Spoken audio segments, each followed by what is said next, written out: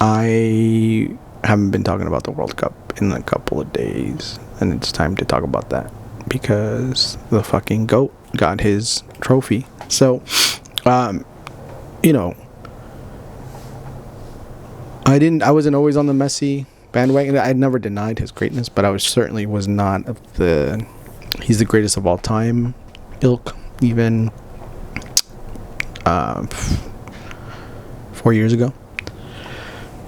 Slowly, right, he just started pulling away. So him and Ronaldo were neck and neck, swapping Ballon d'Ors. Incredible. We're all so lucky to have seen this, right? And then they were neck and neck for a long time, so I was like, oh, it's up in the air, it's up in the air. And then he just pulled away, and it was pretty clear, you know, in the last 3 years, I guess I would say, that he just broke away from the pack of two, but broke away from the pack, and it was just, the debate was over. The elephant in the room, of course, was that he hadn't won the big one, and then he finally did. And I was so fucking happy for him. He deserves it. He needed it.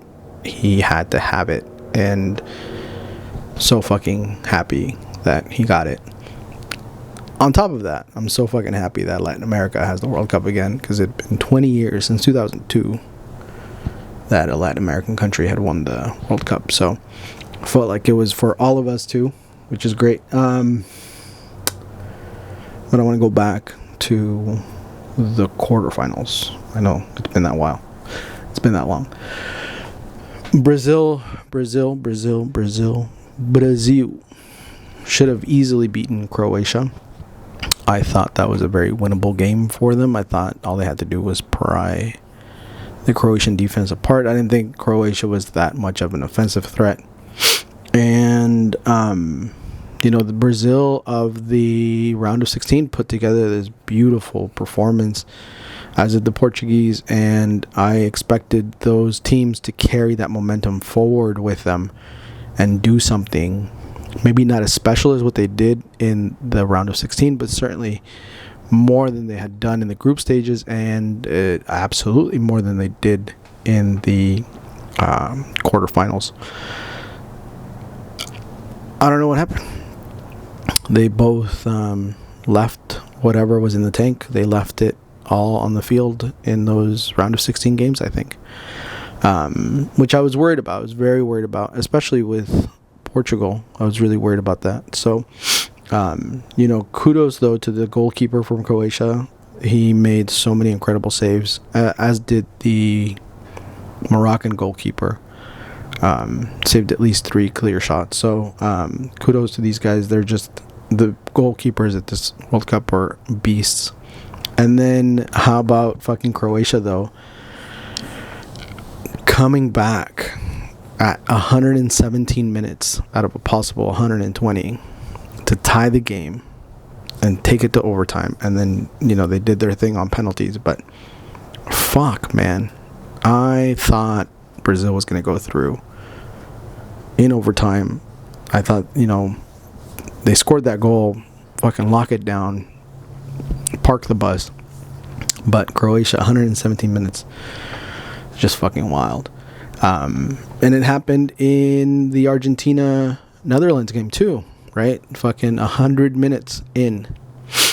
It was 90 plus 10. So it wasn't 100 minutes into overtime. It was 90 plus 10.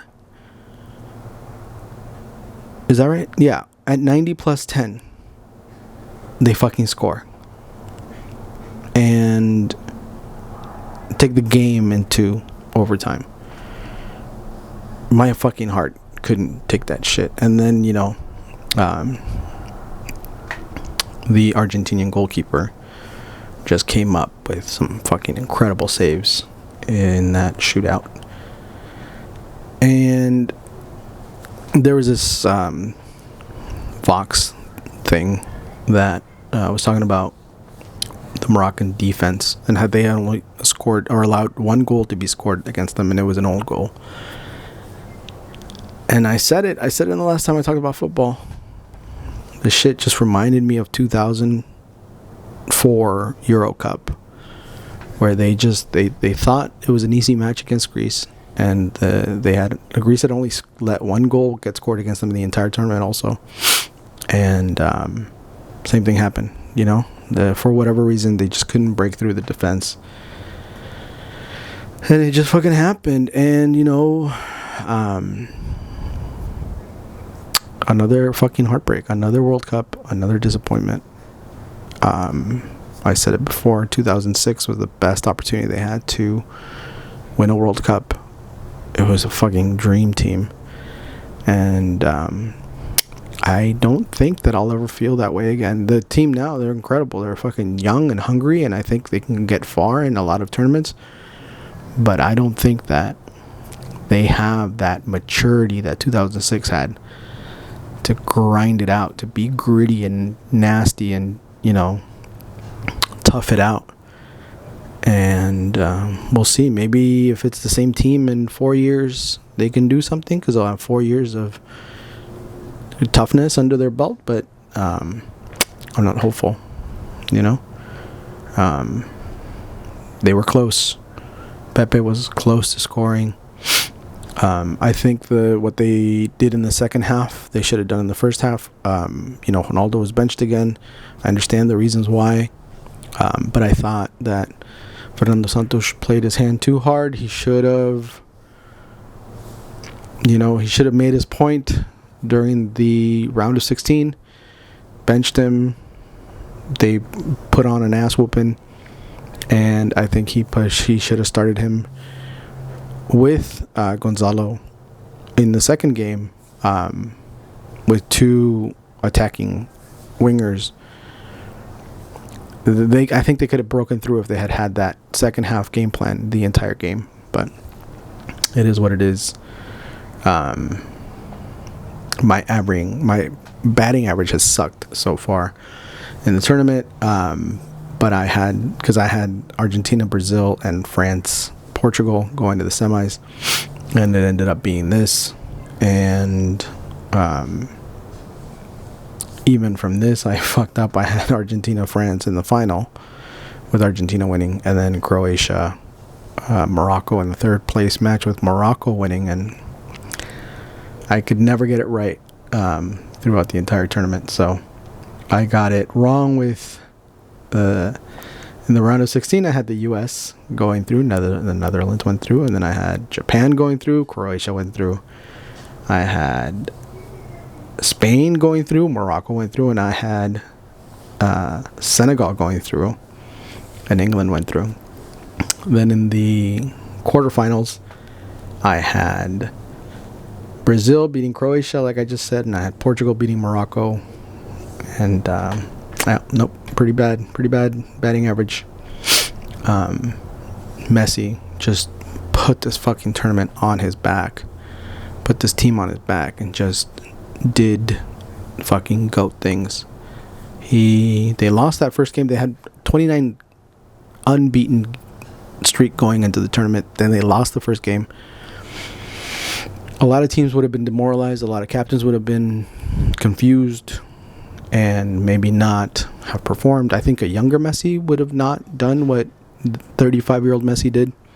And he just fucking put the team on his back. And he was the second highest scoring person in the tournament, but he was the lead goal contributions, so goals scored and assists. We'll get to more of the accolades from this tournament. He won 5 man of the match trophies. He scored in every single phase of the tournament, which has never been done before. He was just fucking unstoppable. Incredible. And the scenes from Argentina on the day of the semifinal was just fucking outrageous, and I was so excited for Argentina. The boys and I were in France when 4 years ago, when France went to the final, when they won their semi, and the fucking place just erupted. And it's a special experience, man, to be in a country that loves football when their team goes to the final of the World Cup. Woo, never gonna forget that shit. Here's what the DePaul said about Messi, and I think that's absolutely true, right? This team was not just there for their country; they were there for their captain, and their captain was there for them in return. If you have a chance, check out Matt's.drawing on Instagram. This dude does incredible work on jerseys. So he takes a jersey and he, gessos it and then paints over it. It does such a good job. Here's what I was talking about. The boys and I got a little glimpse of this 4 years ago with France going on to the semis. After the Portuguese were knocked out, they went back home and Fernando Santos was fired. I understand why. Also, he'd been at the helm for a while, so I think it makes sense that it was time for a new face there. And they're talking about Jose Mourinho coming in, and they're going to even let him continue to coach Roma. He has said in the past that he had no interest in coaching the national team because it is an old man's game. He doesn't like the monotony of not being at the training camp every day. Mourinho has said, it's an old man's game. He's not interested in coaching the national team because he would get bored. So they're going to let him coach Roma and let him coach the national team, which I hope he fucking takes. I think he can do great things with his young team. He's got a young team he can mold. He can make them fucking...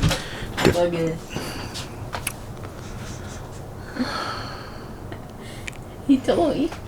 Yeah, he told you to barge in? Yeah. Alright. Please take the dog out. Already did. No, like on a walk. They did. Oh, they did? Yeah. When? Right now? Yeah. Who? No. No, that was yesterday. No, they took him. I just asked him if he took him. He said no. Then Mom did something. Go ask your mom, please. Close the door. Love you.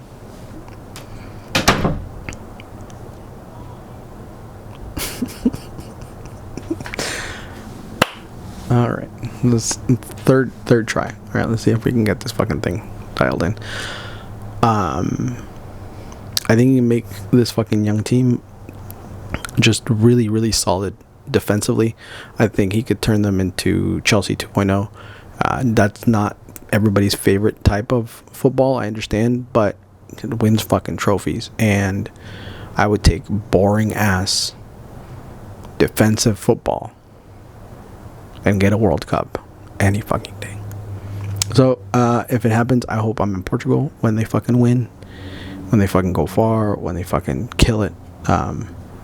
And well, actually, no, fuck, we'll be here. Next World Cup is in the US. I'll be here watching the fucking games. I found this interesting. So Zelensky wanted to address the world at the World Cup final, and FIFA said no. And while I agree kind of with FIFA's position on this, like, we shouldn't politicize the event, I also think it's such bullshit because the fucking president of FIFA, the day before the tournament started or whatever, was like defending Qatar to the nth degree, saying, he's the fucking, today I feel gay, today I feel like a black person in America, today I feel like an immigrant, today blah blah blah blah blah, we're all being attacked, Qatar is innocent, blah blah blah blah blah. So it's like, he injected himself in this political conversation, and now he doesn't want to give a platform to this politician to speak, which again I agree with, but just keep your fucking nose clean. Just stay out of it entirely, right? And what I mean by keep your nose clean is don't have other people's shit on your nose from having your fucking face so far up their ass that you can't help yourself. I hope this shit with Qatar and Russia never fucking happens again. It was so fucking dirty. If you haven't done it, do yourself a favor and watch the fucking Selling FIFA, I believe it's called. It's a documentary on Netflix. Fucking exceptional about the corruption in FIFA. And if it doesn't get fixed, I hope the whole fucking thing burns to the ground and it can be rebuilt by something better. But it's exhausting to love something so much and have it be constantly ruined by these fucking corrupt assholes. It was so fucking exciting to see. You know, I was so nervous when Messi had to score that first penalty in the game. And then fucking Di Maria, dude, with this fucking... Oh, I fucking love Di Maria. I've loved Di Maria for so long. He's so fucking talented. And I was so happy that he got to score in the final too. And then to see, finally see Messi hoist up that trophy that has eluded him, that he probably should have won 8 years ago. That was a great team. And to just know that sometimes the universe does the right thing, right? You know, I had been a huge Ronaldo fan, right? And to me, the debate was never settled because they went back and forth so much. And then, you know, Ronaldo did what he allegedly did in Las Vegas. And I found it so despicable. And I gave him, by the way, full disclosure, I gave him the benefit of the doubt. I thought it could have been a misunderstanding. It could have been one of those situations where one person thinks that they're getting green lights and the other person's saying, hey, slow down. It could have been any number of things. I was willing to leave that door open. And then he started bad-mouthing this woman in the press. And there was clearly a smear campaign going on. And at that point, I was like, oh, you know what? Even if there's a misunderstanding, this is not the way to handle it. It soured me to the whole thing. And then a couple of years later, I think it was a couple of years later, you know, it was leaked during the football leaks that he had told his attorneys that she had said no and stop, and that he apologized. He said this. I'm paraphrasing, but this is what I understand he said. That she said no, and she said stop, and that he apologized afterwards. That is an admission, as far as I'm concerned. Do you know what I got you for Christmas? No. Are you sure? Mm-hmm. Are you sure? Yeah, I want to save it for a It's super surprise. nice. Yeah, I'm sure it is. I'll see it in a couple days. It's only available on December 21st on Wednesday. Oh, really? Or else you'll not get the Okay. gift. Let me finish this. I want to knock it out. It's already 9 o'clock. I want to get it over with. No, don't show me I anything. got you air for Christmas. Oh, thanks. Very valuable. Okay, bud. Let me finish this thing. I just want to get it over with. Love you too.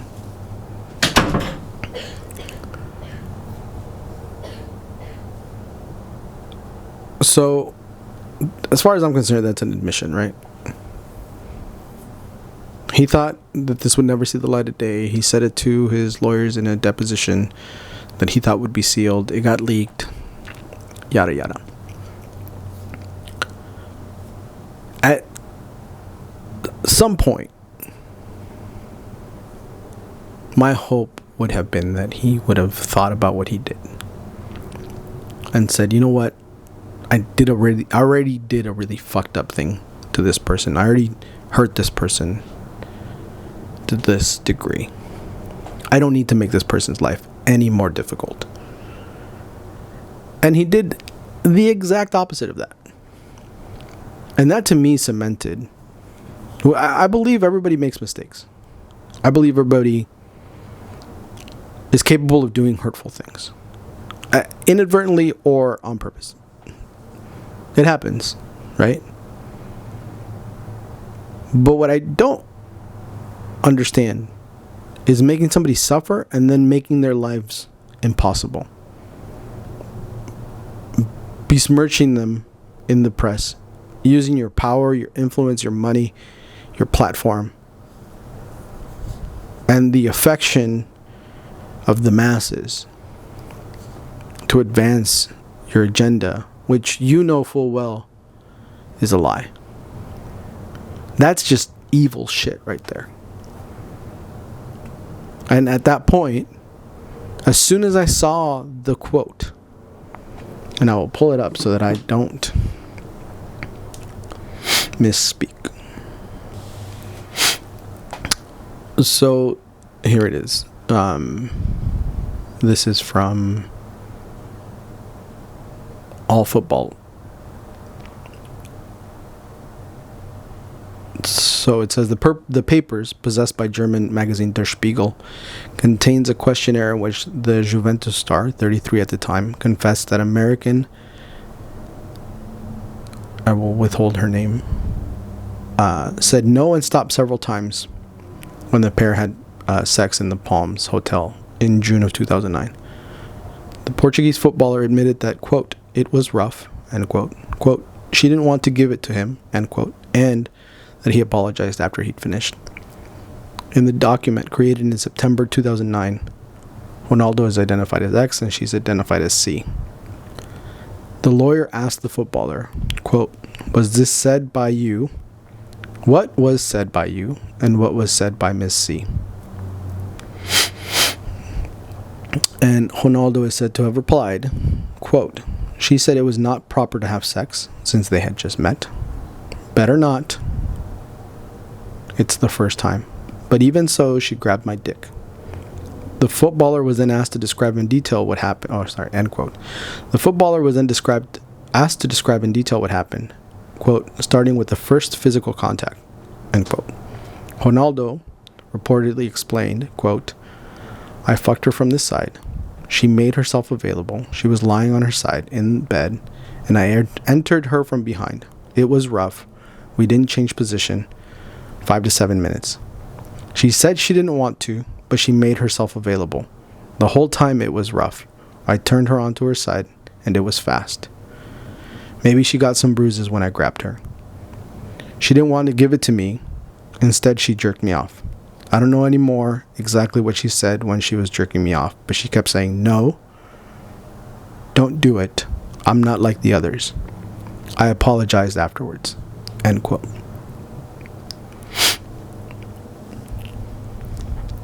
The player's lawyers asked if she ever raised her voice, screamed, or yelled while they had sex. According to the documents, Ronaldo confessed, quote, she said no and stopped several times. So, you do this, you know about it, you know what the fuck happened in that room. You still choose to smear this woman's name. And make her life even more difficult than it already was. For whatever reasons, to protect your image, to protect your brand, to protect your legacy, to protect your millions, doesn't matter. It's abhorrent. And you're a remarkable piece of shit. There's making mistakes, and then there's doubling down on shitty choices. There's making mistakes, and then there's doubling down on evil acts. He chose the latter, right? He chose to double down. Lost every ounce of respect that I had for the man. Lost all of the affection and love and indiscriminate support that I had offered for, at that point, over a decade. So, in some ways, I believe that the universe has the ability to right all wrongs. When the universe first exploded, there was 1/1,000,000th of a particle of matter to antimatter. It was the smallest of margins. But there was just enough matter to create everything. We were that close to not having anything. The universe just did the right thing. Now that's some, mystical hippy dippy bullshit, but I do believe this was the universe's way of saying you don't get to have everything. In this man's last World Cup, he got fired from his club the day that the tournament began, and he was benched in the last 2 games of probably his World Cup career, if not his international football career. Just today, he was reportedly signed to a club in Saudi Arabia, and he's going to make a shitload of money for it. $200 million a year. Enormous amount of money. But I can tell you that his ego is bruised. He doesn't want to be in Saudi Arabia. He wants to be playing in the Champions League. But nobody that's in the Champions League wants to deal with this bullshit, with his petulance. So, here you have somebody who thinks they're the greatest footballer of all time, ending his career, fired from his club, benched by his national team, and watching his greatest nemesis, his arch enemy, the only man that he knows is better than him. So, knowing that the only man that is better than him, that has been better than him for the last 20 years, gets to finish his World Cup career on top. Five man of the tournament trophies. Scored in every round of the tournament. Never done before. The number one across tons of categories. Number 1 appearances, number 1 in goal creating opportunities, number 1 in minutes played. There's a long list. One more time.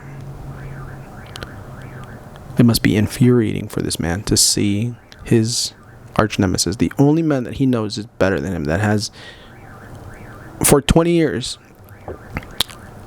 on occasion been better than him, or as good as him, or better than him, or as good as him, back and forth for 20 years.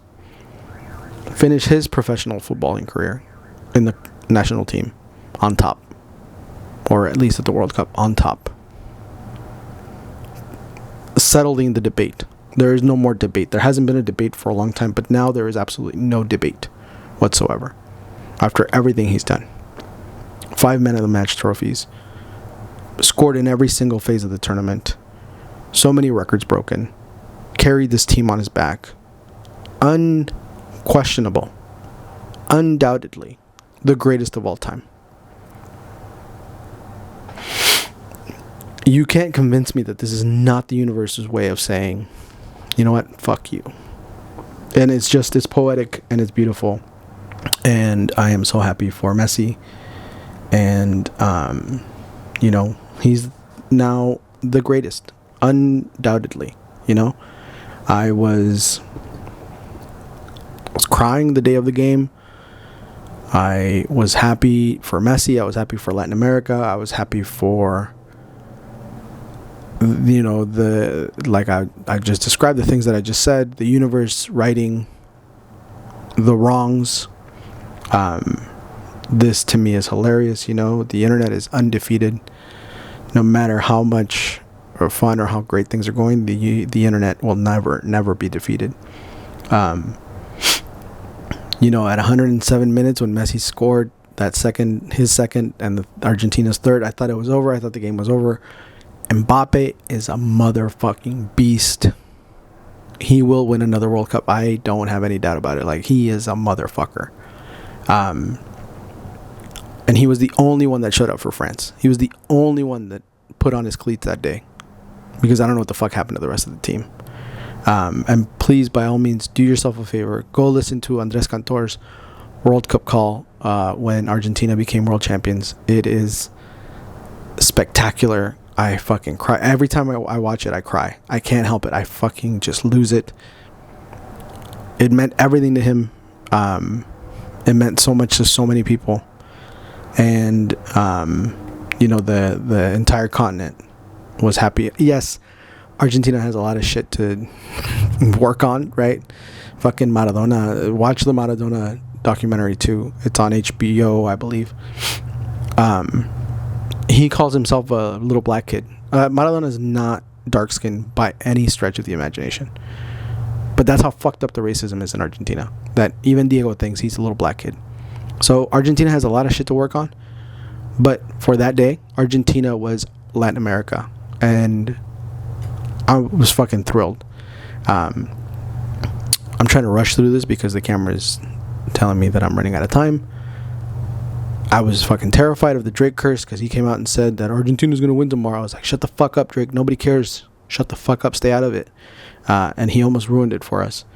And this fucking save by Martinez is out of fucking control. The most important save in any fucking World Cup game of all time. 120 plus 3. If that ball goes in, the game is over. Argentina are not world champions. Messi never gets his fucking trophy. France gets the second World Cup. Unbelievable. It doesn't even matter that he saved a penalty and fucked with their minds in the shootout. It doesn't matter. If this ball goes in, 120 plus 3. Game over. Done. Messi never gets his fucking trophy. Do you know how big that fucking is? ESPN put this really great reel together. I think it's fucking awesome. Just paying respect to the GOAT. And like I said, this matter is now settled. There is no more debate who the GOAT is. Neymar congratulating Messi. Felicidades, hermano. And, Mbappe has a lot of power over at PSG, so I wouldn't be surprised if both of them are on their asses next time they come back. It was so great to see Messi getting carried on his shoulders of Kun Agüero with the trophy in hand, just like Diego. It was fucking amazing. Argentina erupting all weekend for fucking like the last 4 days. Argentina has been a party. Here's what I'm talking about. Messi, Diego, hoisted on shoulders, holding the trophy. Beautiful fucking sight. This was my heart during this fucking game. Argentina versus Mbappe, not France. Mbappe. Kudos to the kid, 23 years old, fucking beast. I love this picture. It's a fucking Renaissance painting. Everybody trying to touch the GOAT. And I'm so fucking ready for the U.S. to host the World Cup. I'm going to go to as many fucking games as I can. So excited. Yeah, I just can't say enough about Messi. Beat Ronaldo in the Champions League final. Beat Neymar in the Copa America at the Maracanã. And beat Mbappe in the World Cup final. So, here's the fucking save from 120 plus 3 again. This shit is hilarious. More Argentina. Here's all the fucking accolades that I've been talking about. Most games played, most goals produced, most assists, most shots on goal, most passes, key passes,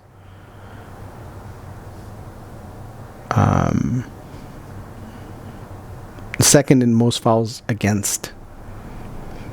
And out of 3,894 players, that's where he ranks. That's where he stands.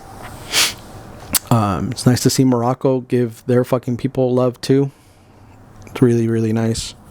They deserve it. They should have won that fucking third place match, but I think they left it all in the tank, against France, and I understand. But it would have been really nice to see them take home third. But it's still lovely to see that there are people treating them this way. Here's some American math for you.